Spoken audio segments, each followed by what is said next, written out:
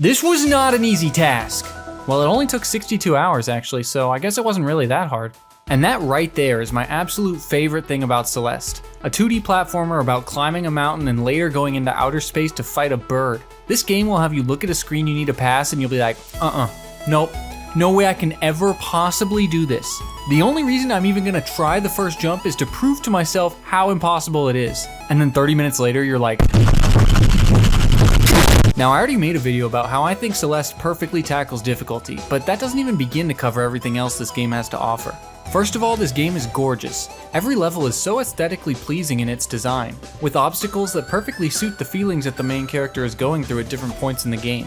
The traffic blocks that launch you forward during the optimistic start, the cyclic dust bunnies while you're navigating the tasks of a neurotic character, the attacking monsters when your self-doubt is at its highest, the golden feathers when you finally begin to believe in yourself, and of course the fire and ice balls that exist solely to humble you after beating the last chapter. So much thought and care was put into this game at every level of detail, all tied together by one of the best soundtracks I've ever heard in a video game. Lena Range has absolutely knocked it out of the park on every song. It is seriously impressive how many different genres and emotions this soundtrack spans across.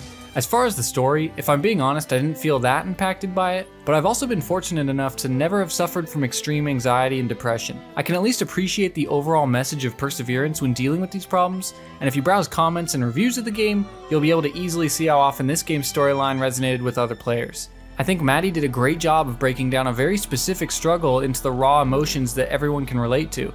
And that's a really difficult part of personal storytelling that a lot of writers aren't capable of. From the base game to the much harder bonus content, Celeste combines excellent artwork, tight controls, a perfect soundtrack, and a satisfying conclusion. And then, you get to Farewell. In case you don't know, Celeste originally released with 8 chapters, each featuring a normal version, a harder B-side, and an even harder C-side. A year and a half later, the developers released Farewell, a free DLC featuring 9 chapters of pretty challenging rooms, to say the least, complete with its own storyline and soundtrack. And Farewell is just a masterpiece of a game. And I call it its own game because it might as well be with how long and difficult it is. The emotions that came with playing through Farewell on my own, figuring out and grinding through each room as the level design and soundtrack evolved around me, left me feeling incredibly sorry for anyone who hasn't gotten to experience this themselves.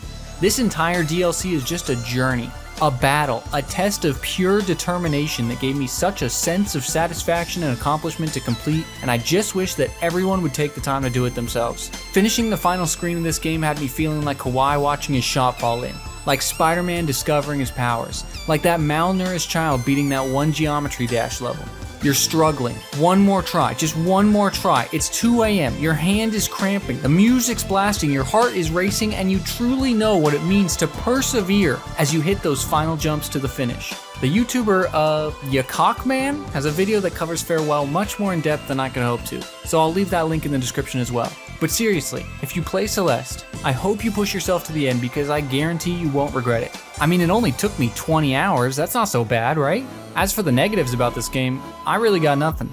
Maybe I'll knock half a point off because some of the collectibles are a bit unreasonable to find without looking them up. I give Celeste a strong 9.5 out of 10 for just the main story levels, and a perfect 10 out of 10 if you decide to 100% it. It has easily cemented itself as one of my favorite games of all time, and I hope everyone gives themselves the chance to play it.